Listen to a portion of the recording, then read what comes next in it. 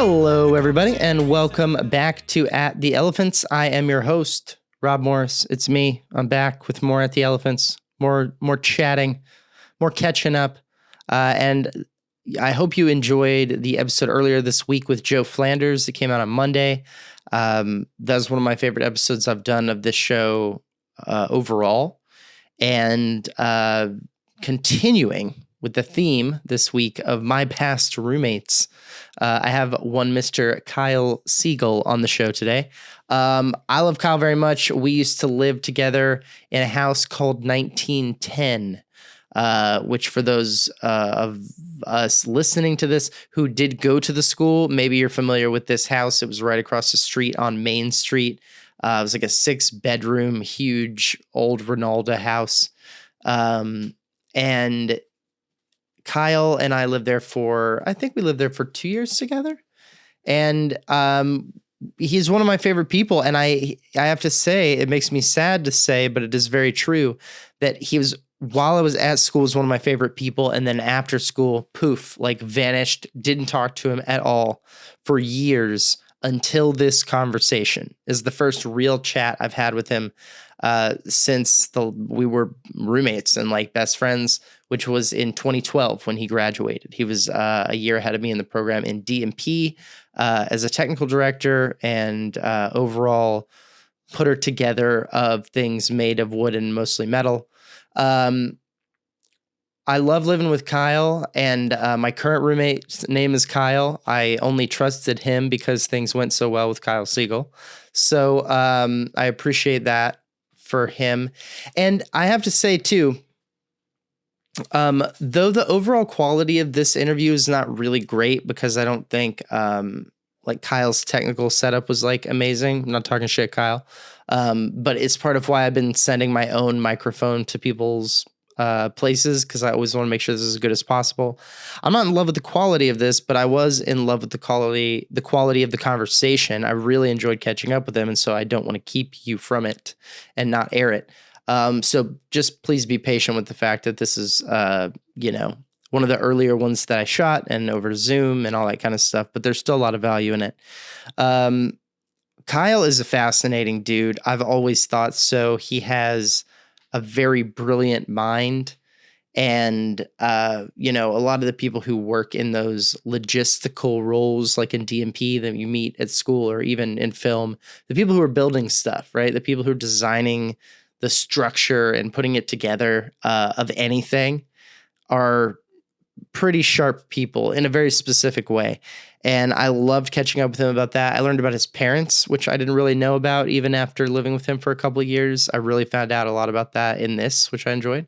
Talked a little about growing pot, which we both got into after school, because we may or may not have been in cahoots providing marijuana for some people while we were in college. May or may not, whatever.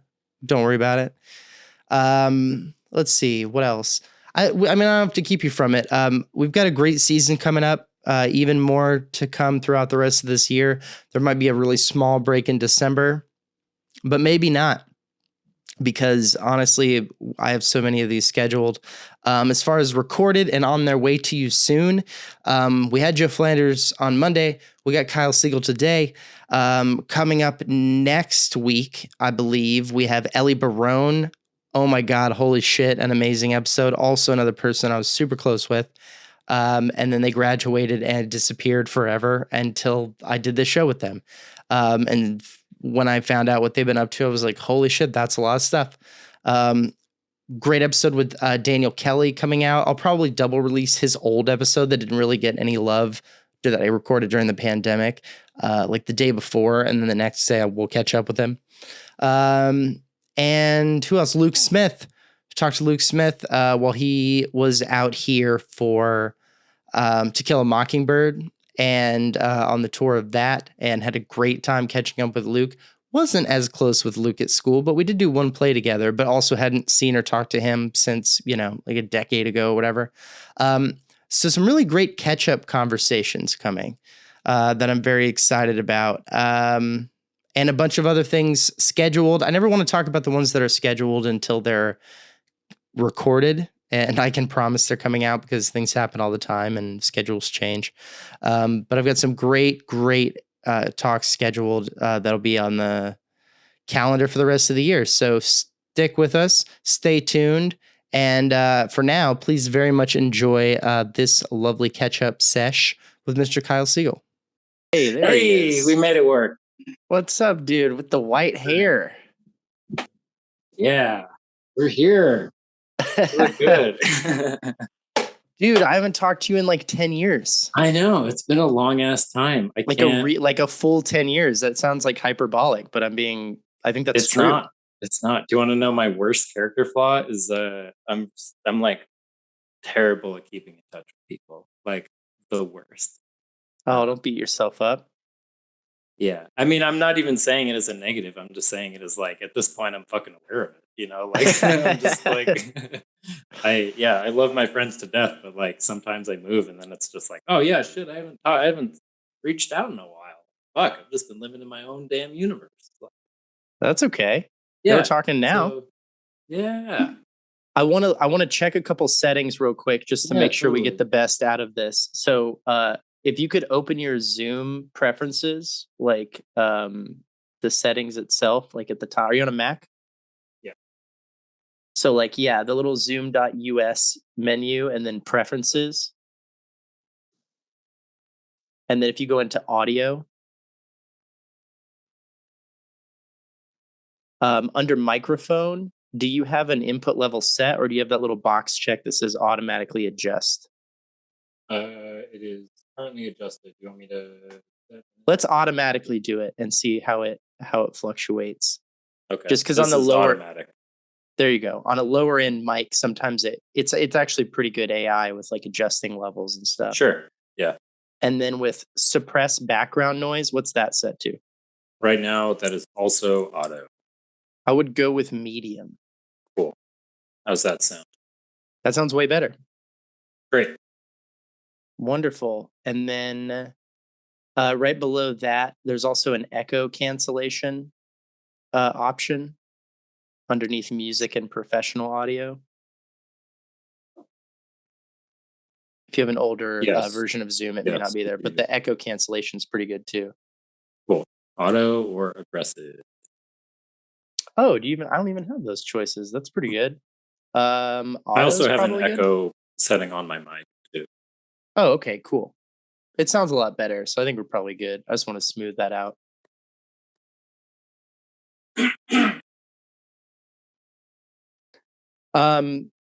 I feel like I don't even know where to start. I mean, I kind of do, but then I also don't because it's been 10 fucking years, which is a long ass time. Yeah.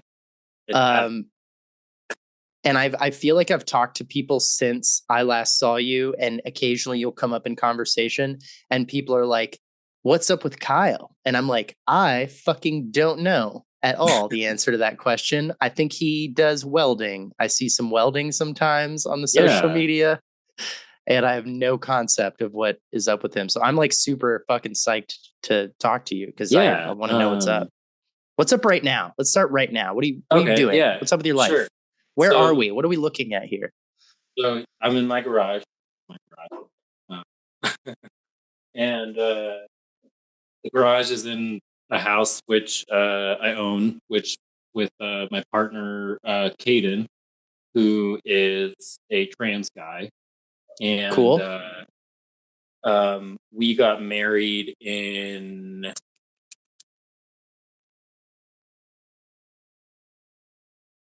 He's going to be upset that took you so long.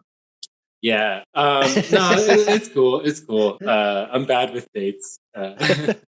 Congratulations. I didn't know you were married. That's fucking sick. Yeah. Yeah. So I guess that's like the short form version. I met them when I worked here, when I worked for the opera out here. Okay. Are you in Santa Fe? Yeah, I'm in Santa Fe. Oh shit, dude, because that's where you were working like over the summers and shit when I was last living with you. Exactly. So I guess the tie-in would be I met them my last summer working here. Okay, and are we saying them? I want to be right about that. Yeah, yeah. Okay, no problem. They, them, cool. And yeah, so I met them my last summer working in Santa Fe, and then we kind of did like, off and on stayed in touch for like a year, year and a half. And then I had just finished, like after I graduated School of the Arts, I went and worked on the TV show Army Wives with Sam Ogden for Yeah. like a season and a half, 2 seasons. I can't remember. Sam was like my roommate for a minute in Los Angeles while he was Yeah. like working on Oh, projects. no So we've way. kind of, Yeah. yeah, we've kind of been in touch a little bit. Cool. When he was designing his like Burning Man turtle car thing. Yeah, I think I just saw that is like making its way towards the desert now. Yeah, he was building that like I think on paper when he was staying with me a few years ago. So Cool. it's cool to see Nice. that come to fruition. Nice. Yeah.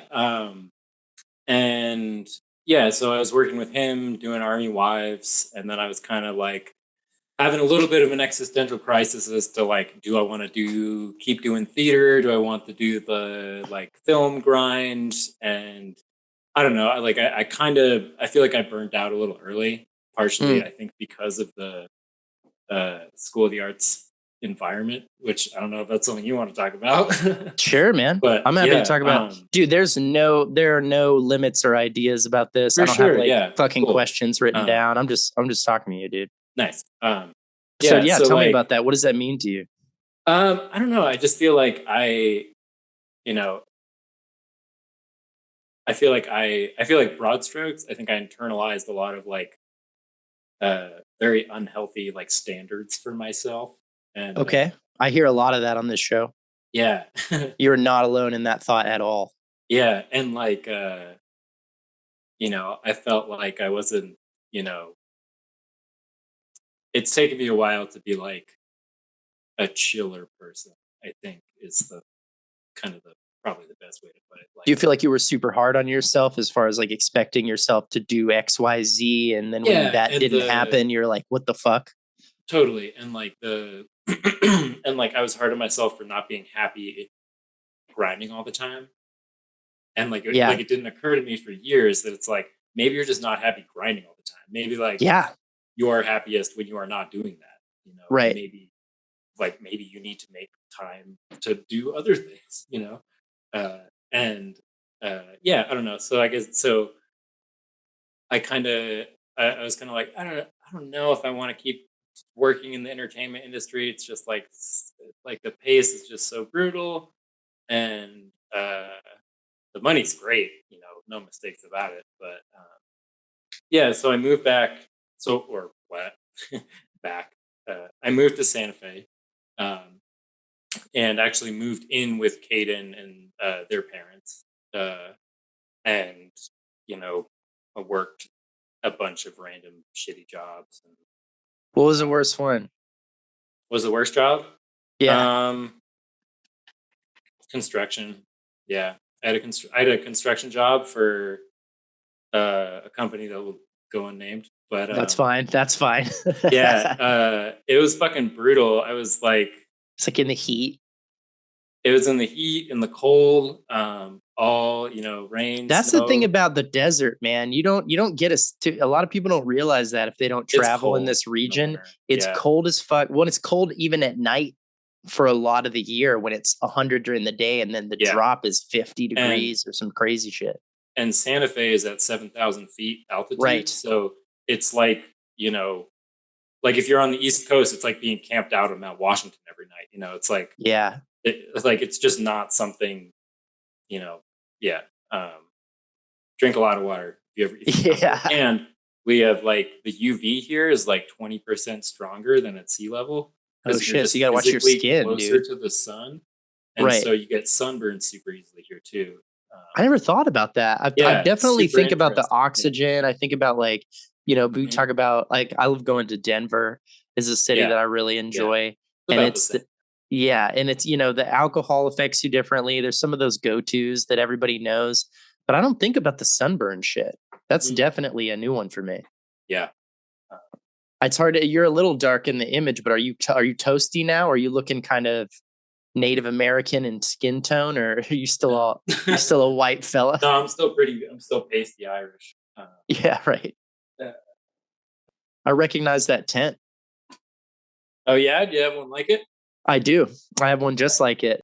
But yeah, I started growing so when I graduated, I got a job at Comedy Central like right away. It was like the Yeah, yeah, I remember that. Yeah. first gig I was doing in New York. And immediately they were like, we have an automatic 401k thing. So we're going to start putting money in that. And I thought I'd probably be, at Viacom for years and years. I was only there for 1 year. And then when I left, it's one of those things where, they're like, so what do you want to do with the money? You can take like a huge penalty and just take it out, or we can transfer it with no penalty, like another investment Right. account. So I moved back to North Carolina to be a teacher. And when I started teaching, they were like, we have an investor guy who like comes by and helps people, that kind of shit, if you want help with it. And I was like, I guess I was fucking clueless about that stuff. And they were like, well, here's what we'll do. We'll put it in an IRA for you, and then you can start contributing to it whenever you want. And I was like, I kind of don't make any money. So I'm not trying to contribute to that anymore. So I literally had like $2,300 that Mhm. sat in this investment account for shit, dude, like 7 or 8 years. So like long ass time. I fully Yeah, forgot yeah, it existed.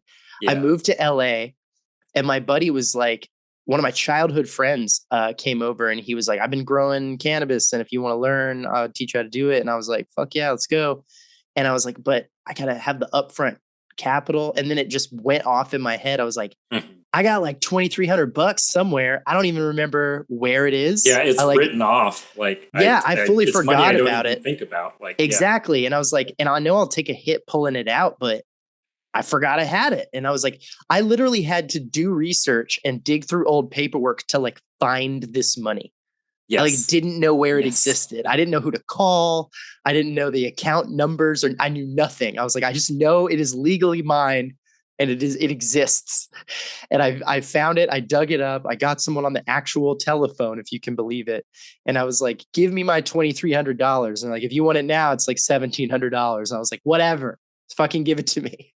And I cashed it out, and I got my tent, I got my fan, I got my everything. And he's a real fucking kind of genius dude. Mhm. So he really got me going on that. And I was having a blast doing it. And then I moved, and in my new apartment, it's like in my fucking lease, I'm not allowed to grow here. Oh, So I've got it in storage, and one day I'll pop a yeah, tent, if you know what I mean, and yep. we'll get it going again. How long have you been doing that? 2016. Yeah, Uh, nice. I think that was around the same time, maybe like yeah, 17 for me. yeah, uh, yeah. I was like, I was like so sure Hillary Clinton was gonna win that fucking election, man. Right? And so I was like buying groceries. I was like, this shit's gonna be fully legal in like a year. Like everywhere, man.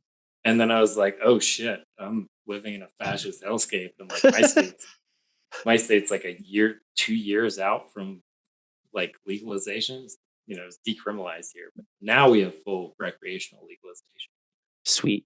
Uh, but yeah, so yeah, and then you know, I'm basically self-taught, so I spent forums, The um, YouTube videos and all of that. YouTube, and check out some books, It's a and good hobby, dude. it It is is, a yeah, and therapeutic hobby. Like, not just yeah, obviously, we're talking about growing cannabis. If anyone hasn't caught on, I didn't say that clearly enough. But we're in California and New Mexico. So if you're listening to yeah, this somewhere else, well, yeah, fully chill legal, out. But I say all that, it's not just therapeutic after, like during, like growing it totally. literally it did a lot for my soul. I miss it. And I actually discovered that like I love gardening. Like Yeah, me too. I wasn't into having like a vegetable garden, and then after like a year or two of growing pot, Caden was like, I was the one being like, Caden, I'm gonna build some boxes outside, like, and we're gonna grow some vegetables. And like, I kid you not, we probably got like 80 pounds of cherry tomato sauce. Like it was it was enough that like it was a chore to go and get them to like harvest it. Yeah. And so like just more than you could give away. Like Right. and so this summer they were like, I don't want to do that. Like if Well, you don't that's the fucking do thing, this to me. right? Because when you're learning how to grow pot, you're all about the yield, like in a serious way. You're like, no, every day I'm looking at how to bend the fucking plant to make sure the sun, for like such a serious way, because you want to get the most out of it. And then when you do that with fucking tomatoes, you're like, we have a truckload of fucking tomatoes outside. Yeah. And the way I've upgraded my setup right now is I've got 4 5-gallon hydroponic buckets, like deep water culture, separate individual buckets, but bubble ponds basically. Yeah. And whenever I change out my reservoir, I would use the reservoir to water the vegetable garden. So I'm not actually pouring any like fertilizer down the drain, which I always feel like I don't want to do that. But it's like if you're putting those fertilizers into another plant that is then producing fruit with them, then it's like there's no wastewater going into the ground really. It's like it's all being and then I also try and like I probably grow like twice a year maybe. I don't grow year round just because it's like kind of a pain in the ass to do all the time. It's a lot of work, It is, but it's also, it depends on the climate you're in. Even with the tent and growing indoors, it becomes a lot of work to like regulate temperature and get all of that shit, especially in the desert. I'd imagine you end up spending a fortune on air conditioning and all that, just not even for your own comfort, but you're like, if these plants go over 95 degrees, we're totally smoked. Yeah. Not literally. I love that, dude. Cause you and I have trouble remembering how much beforehand experience you had, but I was a pretty chill, not serious cannabis enthusiast until I lived with you. And we started taking cannabis a lot more seriously because without, over incriminating ourselves past the statute of limitations, we made sure a lot of other people had access to their cannabis needs. And and like it's something I don't know. I'm very glad everything's legal now because I feel like it's something for a long time I felt guilty for enjoying. I felt guilty for feeling like I benefit from like using it regularly, Right. And I don't know, it's funny when sometimes I like out myself to people as a huge pothead. And a lot of people are like, oh my God, I had like no idea you smoke weed, but you smoke like a shit ton of weed. Right. It's like, yeah, because I don't look like fucking Cheech. Like, I don't know. I don't know. You're not the least pot smoky looking guy I've ever seen. And I don't mean that in a bad way at all. Please don't take it the wrong way. I agree. But I think people, I meet a lot of people who say they smoke pot and then I meet them and I'm like, but whatever. I'm not saying that to be elitist. I'm just saying that like it is something I have felt a stigma for a while. And it's nice to at least not have the like state have that stigma. Yeah, no, that's part of why I moved to California, because even going from North Carolina, where obviously it was super dangerous for us to be moving shit around, we were fucking terrified all the time. One of our best friends and roommates faced the consequences pretty seriously of what we were doing for a while. He's been on this show recently. And which we didn't talk about that. We should have talked about that. But we ran out of time. It's definitely been a pretty fascinating journey. And it's part of why I moved to California was I was like, I used to take like Adderall, like prescribed for years, and antidepressants, prescribed for most of my childhood, frankly, like almost all of middle and high school. And I never smoked weed until I was graduated high school. Like I did not one time. And I actually bought weed for the first time when I was a junior in high school. And I Do you remember it? Like you could go to like Walmart for a while at the tail end of like CD players, and they had those cheap set like disc changing boom boxes with the two big Hmm. speakers you could buy. I think we probably had Yes. one at 1910, and Yes. they had the tape the cassette tape like decks that like came out the bottom. Hmm.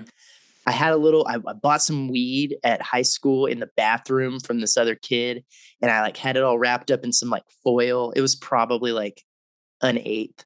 And I brought it home and I stuffed it in the cassette like thing and closed it. And then and I was like later, I was like, I'm gonna smoke this weed. Didn't know how. Like what literally no idea how to smoke it. And I was like, I'm gonna smoke this weed eventually, somehow. And one time I had a friend who was like, "Hey, does anybody have any weed?" And I was like, "I've got weed." And I was like, "Oh shit, I already left my parents' house for the night and I'm supposed to be chilling with you. I'm locked out of the house. Like I don't have a key to their house for whatever reason." And so we were like trying to go in through the window to get the weed and we never got it. And then later I fully forgot about it, like that it existed in that cassette holder. My mom is moving out of the apartment and she's like, calls me and she's I think I'm like 18, 19 at this point. And my mom's like, found something in your room. And I was like, okay. Like no idea. Like it didn't even occur to me what it was. And she was like, in your boombox. And I was like, oh shit. I forgot that existed. And I was like, and my mom's super cool. So she was more like, I thought you were a bigger loser than this, but you're kind of cooler kid than I thought. And so she's like, I was like, what do you do? She's like, I flushed it down the toilet because A, I'm not trying to get caught with it in Texas. And B, it's like 3 years old and it was shit Yeah. weed when you bought it. Like she's telling me, And like wrapped in educating. tinfoil. Yeah, Like, exactly. It's like garbage. She's like, I threw it in the trash. And I was like, or flushed it or whatever. And I was like, that's probably the move. And that was my only experience with pot in high school at all. I never had any.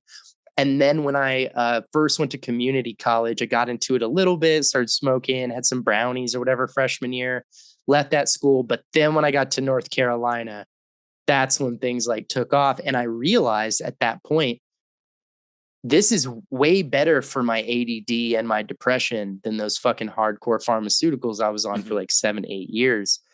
And it's crazy that I'm talking to you now. I've been not smoking weed for 1.5 months Oh, after congrats, smoking man. it every single. I'm not proud of Yeah. it. I'll tell you why in a second. After like 11 and a half years of smoking every Mhm. single day. Like I've not taken a break since I saw you last at all. Yeah. Yeah. No, And same. because it was Pretty it was much. solving those problems, especially when Yeah. I got to California, I was like, can let's party. I'm gonna go to the store and all this stuff. And I started growing and it really became part of my personality. And then when I got COVID for the first time in the spring, right after my wedding, at my wedding actually, in May, I don't know what it was, dude, but and I didn't have the cough, which is funny. Mhm. I had all the other symptoms. I didn't lose taste and I didn't get the cough. But over the summer, every time I would smoke weed, I would get this horrible like pain in my chest, this like tightness. Mhm. And I didn't have any health insurance until very recently. And I went to the doctor and I was like freaking out. I'm like, because I have a lot of heart problems in my family. I'm like, I don't know what the fuck is going on, but this is like my main No, medicine. And that's worth getting checked it out. makes me feel like shit. And so I go check it out. I run all the tests, do the EKG, chest x-ray, like literally everything. They're like, we think you're good. You might just want to chill out for a while. And so I'm just in the process of like waiting and I'm trying to like see how long it takes, but I'm not thrilled. I miss it like a motherfucker. And I really am hoping that it comes back around and I can have my baby girl back. Cause it's like, it's tough. Once you get used to it, it's It not an is. easy It thing. is. I mean, I haven't, the few times I've taken breaks in the past, 11 and a half years or whatever, has been basically, either sick, uh, Right. can't smoke, or Like out of the travel or country. Out something. of the country. Yeah. Right. Um, and, my family lives in Massachusetts, which Right. is, fully legal now. Uh, Yeah. so I don't have to worry about doing any weird shit when I go home. It's just like, go home, go to a store, whatever, no big deal. Yeah. Um, but yeah, Caden's been pressuring me to take like a pretty serious break, and I feel like it's on the plate for the future. I'll tell you, after about a week, Yeah, it got way easier. yeah, The first week really sucked, dude. It was like brutal. And they say that a lot of people are like, it's not withdrawals like other drugs, which is true, but it's not nothing. And when no, you have a totally, fucking decade long dependency on something, yeah. it would be the same with fucking coffee too. You take Oh yeah, off caffeine after doing it every day for 10 plus years. It's gonna affect you. But strangely, after like a week and a half, probably like 10 days, about 10 days, I was like, I still don't like this. But but I'm not like uncomfortable, I'm not miserable. My appetite came back, sleep patterns kind of balanced out. But I also couldn't drink because that was kind of giving me a lot of the same yeah, issues. It was just for whatever reason they're kind of tied together. yeah. And I've done some more research and I think I figured out what it is. But what fucked me up? And if you do take the break, I'll go ahead and warn you about this if you haven't already heard, which you're such a smart dude. You probably already know this. The dreams. Mm. Do you know about this? I know that I basically haven't had memorable dreams Right. for In like a a very decade. long time. Yeah. No, bro, I was with you. I like didn't people would be like, you ever have a weird dream? I'm like, I don't dream. Like I might, but I don't retain it at all. And it wasn't like I was going to bed every night blasted, but yet if you Yeah, just have the THC in your system all the yeah, time, it just covers it up. It's like a tarp over the fucking car. You just don't see it. And yeah, bro, totally. the relapse of that is the most intense part of coming off of like the substance. Like every night I feel like I'm having a fucking mushroom trip and I wake up after being asleep for 8, 9 hours of being asleep, like getting good sleep theoretically. Mhm. But I wake up exhausted because I just spent fucking 10 years in the Amazon with my gym teacher picking strawberries or some shit. And I'm like, my wife's like, do you sleep well? And I'm like, I don't know how to answer that.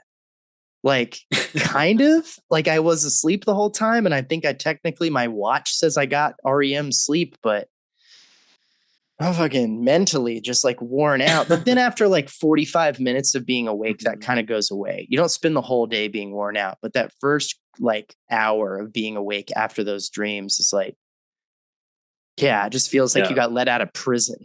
You're like, fucking man, need Yeah. some coffee, need something. It's been a while since I've had like very intense, memorable dreams. I just get them vicariously through Kaden, who will relate Right, their dreams to me, which are always right. Write them it's, down when if you take the nuts. break and you have it, journal Mhm. that shit. I really think it Yeah, helps a probably lot. should.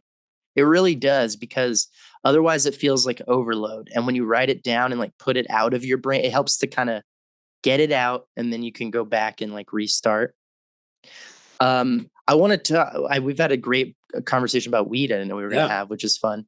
But I want to go back and do my only standard question. I do know the Ooh. answer to this, but this is the only at the elephant standard question to kind of go to act 1 of Kyle Siegel. Where are you from, my dude?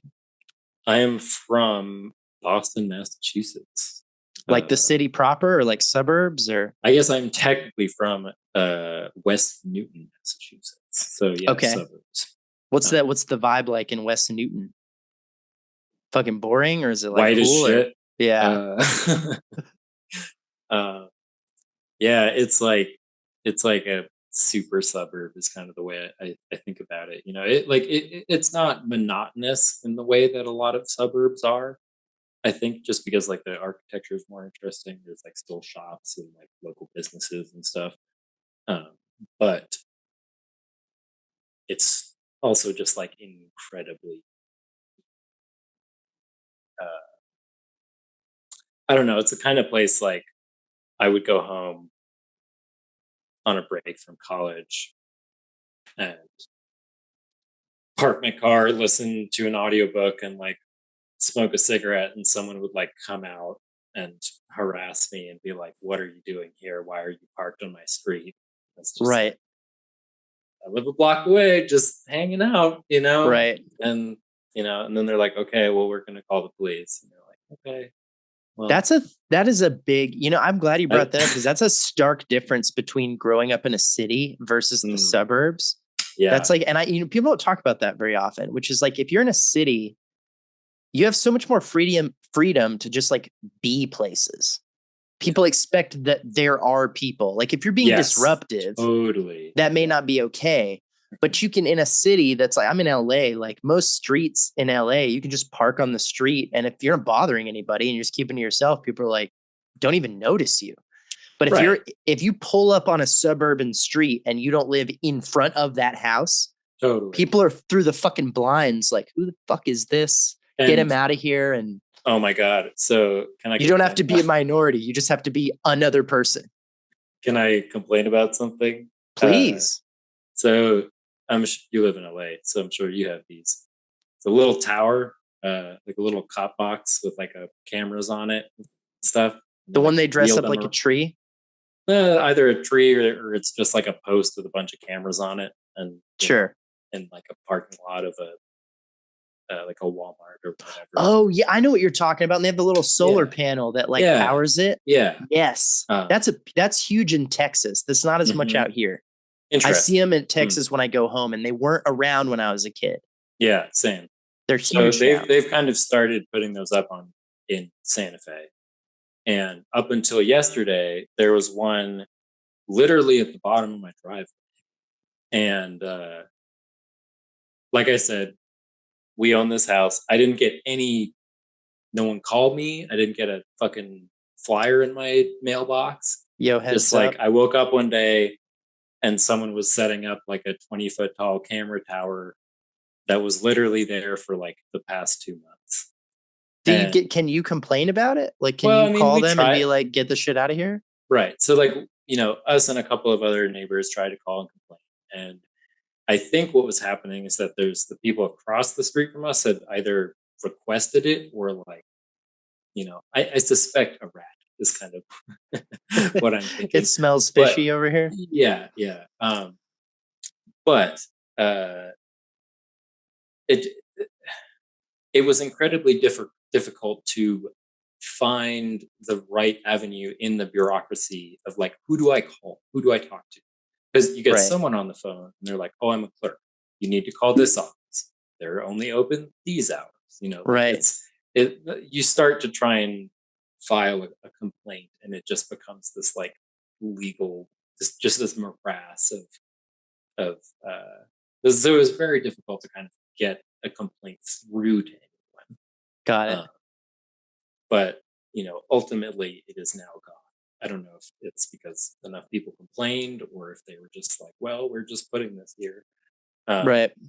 but yeah, I don't know, as someone who generally is against Surveillance. state surveillance especially, I was like, man, it just really sucked. Like, it really bummed me out to like literally just like leave for work every day, step out of my front door, and then there's just like a camera on my face. Dude, and I think honestly, and I don't know if you feel this at all, but I think once you sell drugs for any period of time, even if you quit selling drugs or even if you Totally. move somewhere where that drug is legal, you just have that thing in your head of like, get off of me. Like, I Yeah. know you're fucking doing some shit. Like, it never goes away. I still feel that to Totally. this day. Totally. I'm driving down the road. I'm in my car with, relevant registration.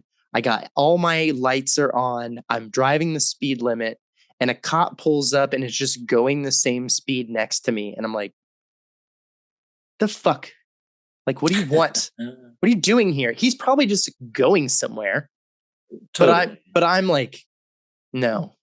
I'm pulling Yeah. over. I'm waiting till he gets 6 miles down the road, and then I will restart my journey.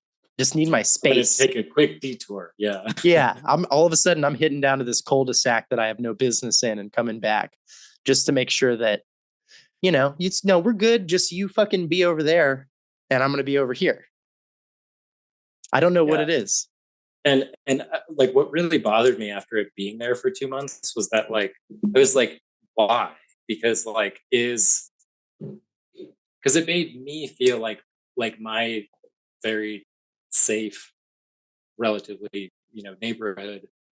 It made me feel like someone thinks my neighborhood is a high crime area, air quotes, Mm. quotes. I mean, do you have any issues? Is there shit going on there? Not really, you know.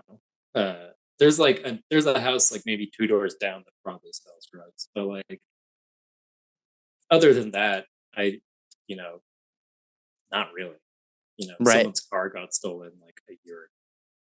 And it's also I like we don't you know, especially growing up where we did, and then going to a place like Winston Salem, which is such an interesting place as far as crime goes. yeah Like, because it's so segregated into like, here's the nice shiny suburb, and it is immediately adjacent to an incredibly poor and high crime area. And meanwhile, we're on the border of that, just trying to sell some weed, man. Like, yeah you know, and so it's like we're sympathetic to both sides because we're like, those are kind of my people, but I'm starting to feel more like those people. And either way, you should just leave us alone. If we're not hurting anybody, what are we doing? well, and just like I think what like living in Winston made so obvious is just like the disparity in how governments spend money, Right. and like Yeah, the dude, you'll see school that in North Carolina. shiny, yeah, shiny, new downtown, shiny, clean, great, everything in between. Well, no Good tourists going luck. there, so like, Good good luck luck. walking between Uh, the two. yeah, exactly. And that's true here too. Like, the Santa Fe has pretty great, amenities, and like there's, Albuquerque is a large city, hospitals. Overall, I wouldn't say that New Mexico healthcare is great, but like, you know, it's a city with services. Right. And then there are the majority of the population of New Mexico is like not in the cities, they live Yeah. in small rural towns. And like, you know, a lot of those places do not have access to the same resources that we have here. And then Right. people complain like, "Oh, why are there so many homeless people here? Why are there so many like addicts here?" It's like, well, because we have a methadone clinic here.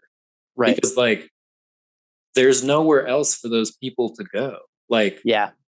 they're they're here because there are things here that they need. Like it um yeah. Uh so yeah.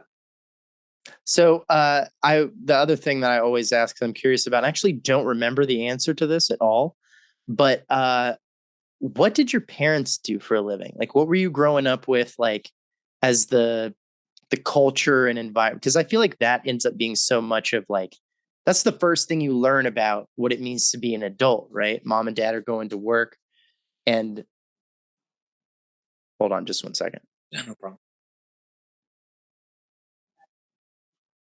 Um, you know, mom and dad are going to work, and later you figure out what the fuck that means.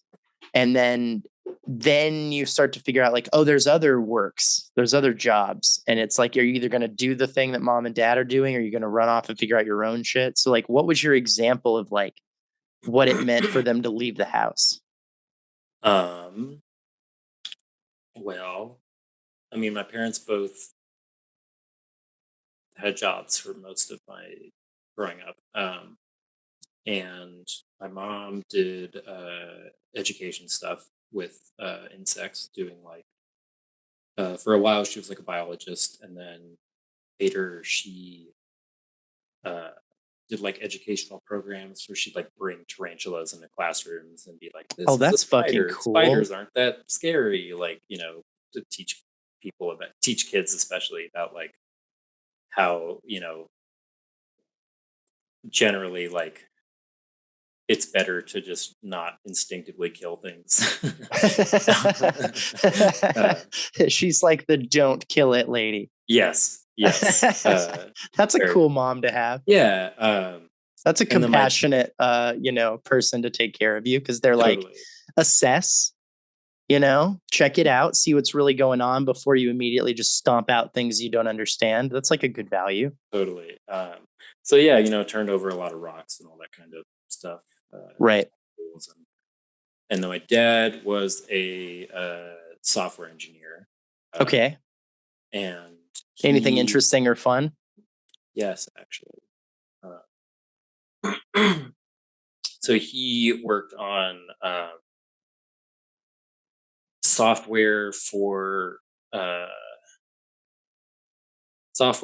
like a military subcontractor to detect unexploded ordnance. So like, What the fuck did you just say, with all due respect? yeah, so like, I mean, I heard it, but what? okay, so for example, the United States dropped a lot of bombs on Cambodia, like a shit ton of bombs, like Gotcha. I'm with you more so far. bombs than we dropped in the entire Pacific theater of World War II on Wow. a neutral country that was not involved in the Vietnam War. Anyway, so dropped a lot of bombs. A lot of the bombs don't explode, so they sit in the ground, and then people hit them with like tractors and shit, so they blow up. And so, one of the things they're trying to do is design these ground penetrating radar systems so that you can, you know, scan an area before you dig or do anything, and then be like, oh, there are potential metal objects here, and they are about this big and of this size. And then there was a separate like removal crew that would go in and like remove this stuff. And specifically, why like he was doing it is because the government has a lot of land they use to train people. So it's like, uh, you know, a building, and then pilots fly over it and like try to bomb it, and then Right. Got it. eventually, Okay. yeah.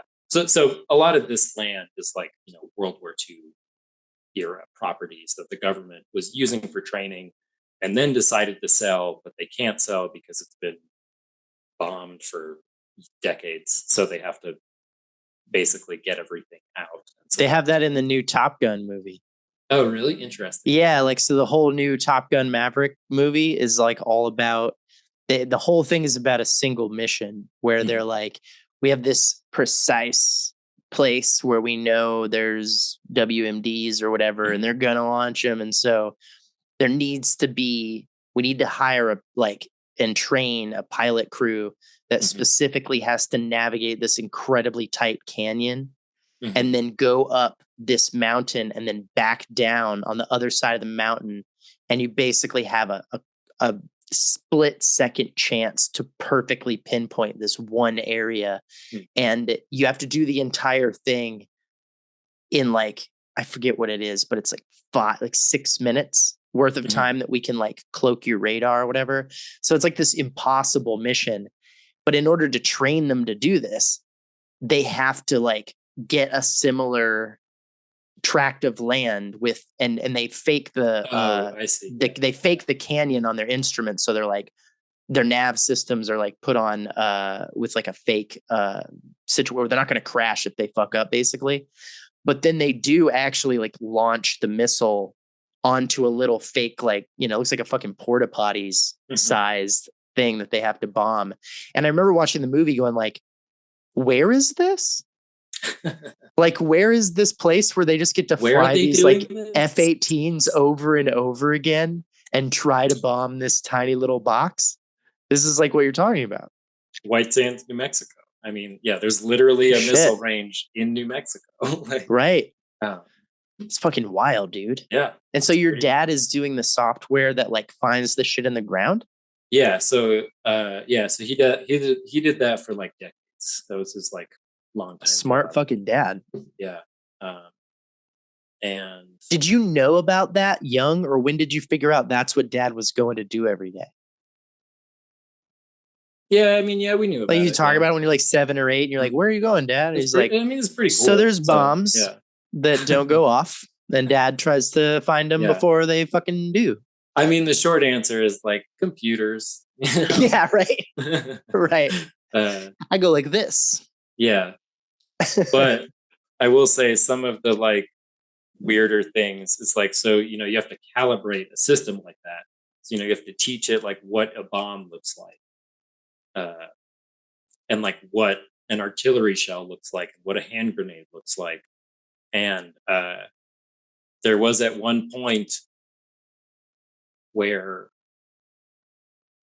we had bandoliers of uh, like de, you know, de-explosived basically 40 millimeter grenades. Bandoliers are And those chest strip things you have, like yeah, that cowboys would have with all yeah. the So bullets like, in it. yeah, like think like Terminator 2 when he has like the Right, big he's got the two with the yeah, big he's got like the grenade big thing. Yeah. tube grenade. Um, and yeah, and so we would bury those and then have the like backpack system to like locate them at different depths. You And would do that? well, I mean, this is just like stuff that I like came along to like fuck around. Yeah, Okay. yeah. So yeah, so that you could be like, okay, this is what like that size thing looks like at this depth. Um, Wow. That's yeah, pretty and wild. pretty wild. And it turns out like you know, just because this is something like weird and esoteric, I happen to know a lot about. But one of the big problems is that like modern explosives and modern landmines are mostly plastic, and so they're much harder to detect Right. You can't use a because metal detector. exactly, yeah. Or so you're looking for a very small piece of metal, like the size of a pencil eraser or Right. something, Yeah. Yeah. which is going to look the same as a nail to a metal detector, basically. So yeah, I don't know. It's interesting. And your dad's retired from that now? Yeah, yeah. Is Now he he just does at the automotive. beach combing it for because he's an expert at that shit, I getting the wish. Yeah, fucking we should have Rolexes kept. that fell off? We should have kept some of that gear. Would have had the best setup on the Just hit beach. Santa Monica, dude, and just like Yeah, rake it in. it Literally. was literally one of the systems was a dune buggy with sensors on the front, Dude. and then a trailer full of sensors on the back. And then there was another system that was an underwater wing that was towed behind a boat. And then there was a system that didn't get built, but it was going to be on a hovercraft, and so we got to test drive the hovercraft. That's probably one of the Dude, coolest. that is fucking awesome. Yeah, So yeah. why did you want to build theater sets? Like what the fuck? Like why aren't you fucking blowing shit up for a living I and don't want to stuff? work for the government, man. I don't know. Yeah, I Go bet work for your Raytheon. vibe Like, does come say on. like not at Lockheed Martin. It does say fuck I that. wouldn't You make it past their background checks. no man, that fucking mustache is not allowed on that place. That's crazy, dude. So when Yeah, did you get into doing the theater shit? Like was that just high school? high Like school. Yeah, high school. just doing the plays but didn't want to be on stage, like building? Totally. Yeah, and I mean, just like I found my tribe. I found like the tribe of weirdos who built shit and stayed up late, and you know, um, and that was it for me. Yeah. Yeah. Well, it was and it wasn't, man, because you also like you said, it took you to the place where everyone's busting their ass 100 hours a week to do this shit. And then I'm with you because it really does, especially in DMP, man, does it teach you like this will be your life now. 98% job rate. Just keep working 100 hours a week and you'll be good. And if that's not your long-term like joy factor to Mhm. be working like that, then so let's catch up then a little bit. So we do the Army Wives and we're running around thinking about, do we do TV? You end up in Santa Fe, and like what does work turn Yeah. into Yeah. after construction? So I worked construction jobs, bad. I worked in a bakery, slightly better. Um, You can uh, cook. yeah, I know this about you. This is one thing I remember as the yeah. roommate. hmm so yeah, bakery job was pretty good here. Um, then I did a little bit of like freelance, trying to like build and sell furniture on my own, which just like I was not uh, realistically set up to do that. Like um, like you didn't have the shop that you needed and stuff like that. no, I didn't have the shop. I didn't have the tools. I didn't have a business license. It's just like a complete disaster, basically. A learning experience, they call it. Definitely, yeah. And I think I overestimated the degree to which I could use freelance work to support myself when I moved back to Santa Fe. That's fucking tough. I Um, know that life too. yeah, and I definitely was like, I have the skills. I just like I don't have infrastructure. Right. And uh, yeah, and so then after a while, we moved to Portland. Actually, and lived in Portland for like a year and a half, and then moved back. Oregon, not Maine, right? Yeah, Oregon. Um, and I worked at another fabrication shop there. Uh, and then I moved here and got let's see, I worked at a custom door builder for a while. It was pretty cool. Um, and then I got this metal shop job. I've been at the metal shop for like years now. So How long you been there? about 3 years. Yeah. Nice. And what do you spending your days doing at the metal shop? I mean, you're welding, you're grinding. I mean, but what are you guys building? Are you Um, fabricating, or are you just like yeah, putting all shit kinds together? of stuff. Or So our specialty is like forged stuff. Uh, so we've like got like what? big furnace furnaces, and we can like uh like blacksmithed You know, things. making like wood burning stoves and shit.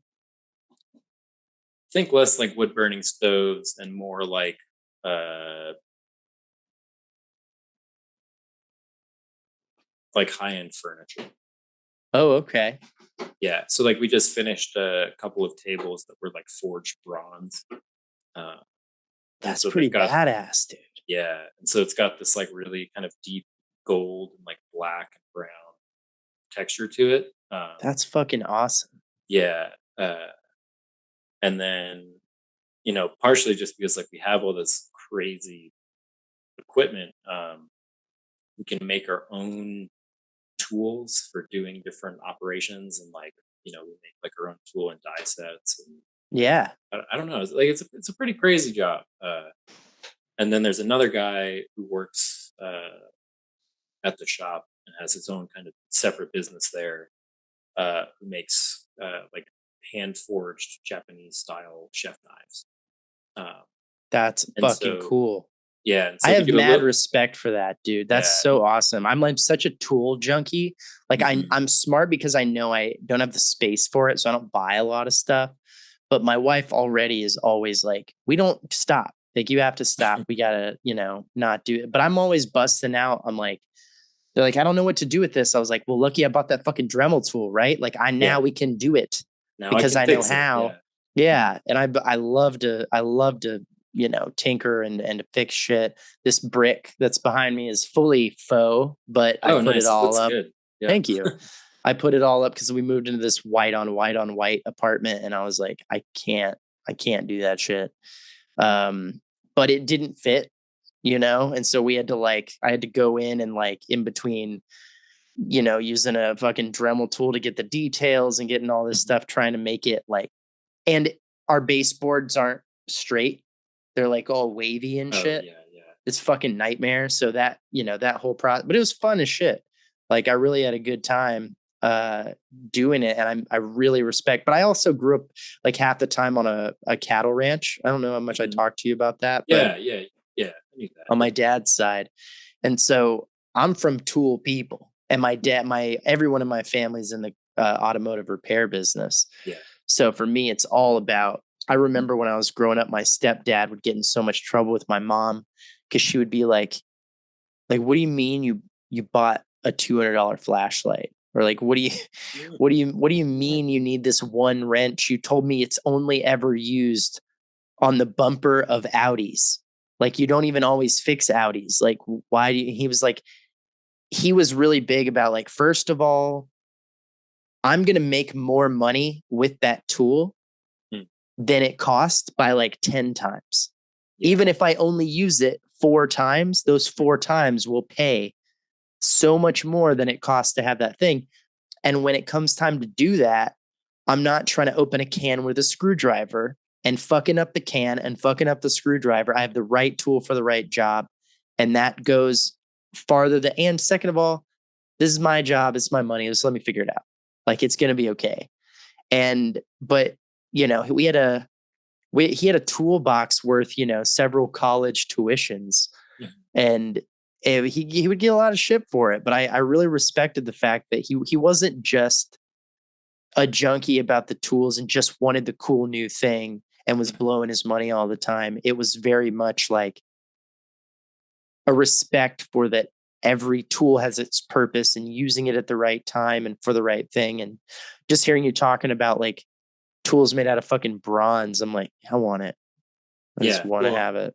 yeah, and like what's crazy is like because we have we have a full machine shop and Right.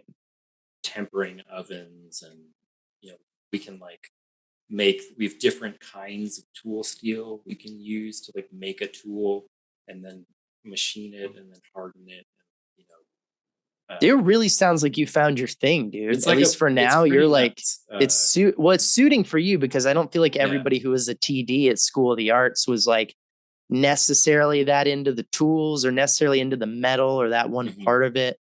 You know, a lot of making sets for theater has almost no metal involved. It's all wood. Yeah. Yeah, you know, I definitely like I've always loved doing metal work. I've loved doing woodwork too. I'm Of more of a late. woodwork guy, but I Yeah, respect people who can work with metal. I think it's harder. In my opinion, it's harder. it's interesting because there's some things that are harder, and there's some things that are like, oh, like adding length is easier. If you cut a board too short, like you can't really do a whole lot. If you That's a you cut really something good too point. short, and you're just like, oh, just weld it back together. Yeah, we have to cut another Um, fucking tree down, man. yeah, exactly. So you know, but I do think it's interesting. It's like there's some things that are like, oh, that's going to take forever, you know. Right.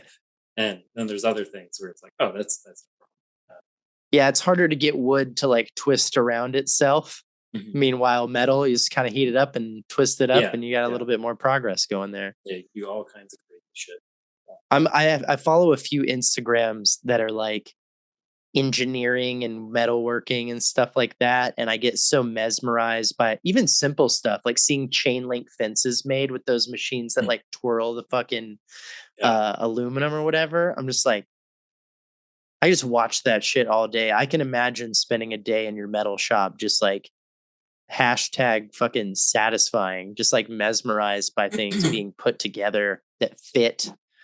Ugh, that does something for me I can't describe. Yeah, it's pretty great. Um, Do you think and you're gonna be there for a while? I think so. Yeah, no, I think just talking with Caden the other day about like what basically you know we and like we should. They basically approached me and was like, we should sit down and talk about like what the next 5 years plan is because we don't It's really have legit. one. I was like, yeah, probably should. Yeah. Um, Did you come up with yeah, anything? not yet. Oh, you're uh, still on the we should talk about that. yes, Got yes, it. Got yes. it. So you need to make the 5-year plan. You need to take the weed break. But you got plans to make plans. Plans to make plans right now. Yeah, Hey, that's where you start, bro. That's step one. Give yeah, yourself some credit. yeah. I appreciate that. Um, I guess the last thing that we can talk about is just like, yeah, I mean, do you think you're going to stay in Santa Fe? Is there anything that you really, is it, let me put it to you this way, instead of like 5-year plan and shit like that, what is some shit that you've not done in your life that you're like, at some point, I really fucking want to spend some time on this? I mean, whatever, like you want to learn to play the piano, you want to like, whatever. Is there some shit that's still on your list of like, I'm not set up to do that right now, but later I'd really like to know what that's like? Mm, definitely love to live outside the country for a little bit. Yeah. Pretty great. Anything call to you, locate like geographically? I Like a really Europe want to go guy to or South America? Australia. Australia, dude. That's on It's my so list. fucking far away. It is. I'm afraid of And like the plane ride alone. it's I a don't, really hard country to immigrate to. Like it's is a it really? super difficult country to get a visa and or at least not get a visa, but like if you're not like a doctor or an engineer, they're not gonna like let you just go over there and fuck Right. It's the way Republicans in this country wish we were. around. Pretty much, yeah. Yeah.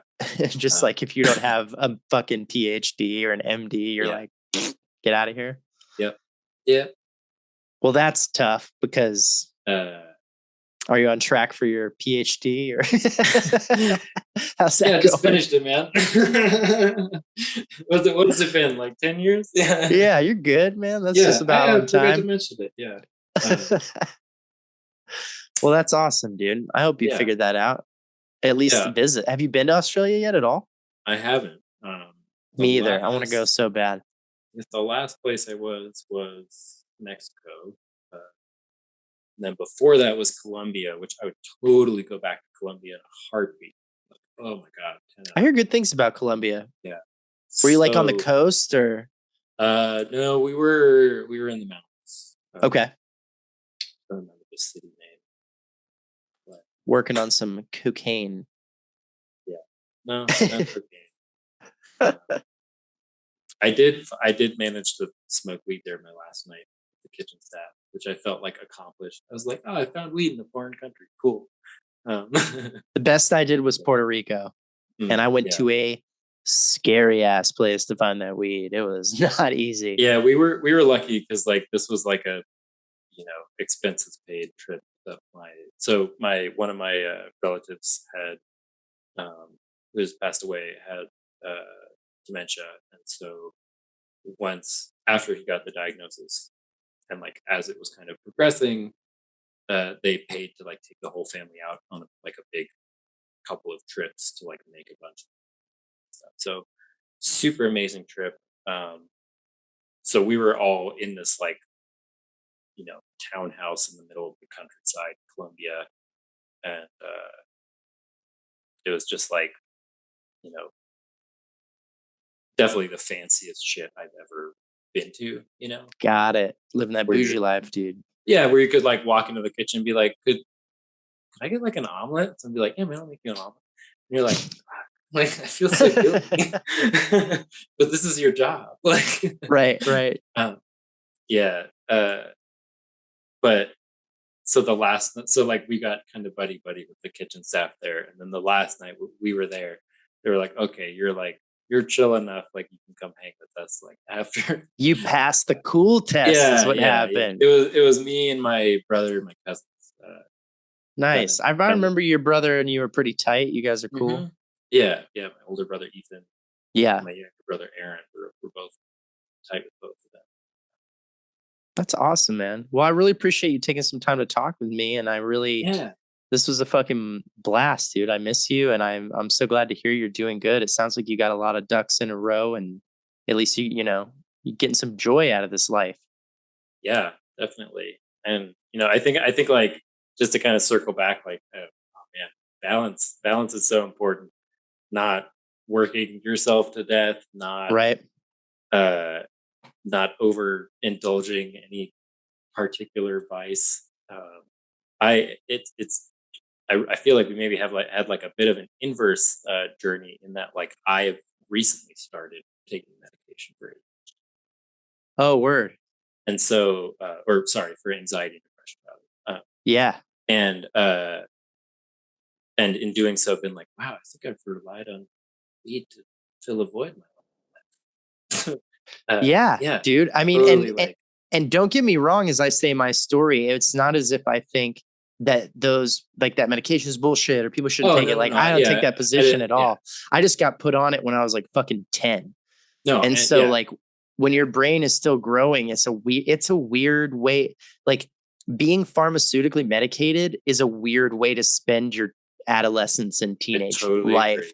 And Totally agree. I can't even relate to what it would be like to have just been kind of like organically medicating and also like alcohol or whatever else, and then to be like, what happens when I actually get in there and tinker with the imbalances that I might have going on and the effects that that might have. So if it works for you, man, I'm super Yeah, happy that you found that. yeah, That's awesome, dude. Well, thanks, like I said again, for chatting with me, and yeah. Anytime. I hope we get to see each other soon. Yeah, um, yeah. I mean, New Mexico's not going anywhere. I'll probably be here for a couple years. Like, I don't have an exit plan just yet.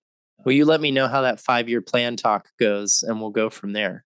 yeah, and if you're coming through to Texas, Oh, or dude, if I'm through Santa vice Fe, you're versa, gonna like get a call. please drop by. Oh, 'Cause dude, yeah. If my neck's in your woods, you're gonna hear about I've got spots. it. Cameras, am I safe? Oh yeah, it's gone. Okay, good. I Yeah. feel safer without the cameras. Good.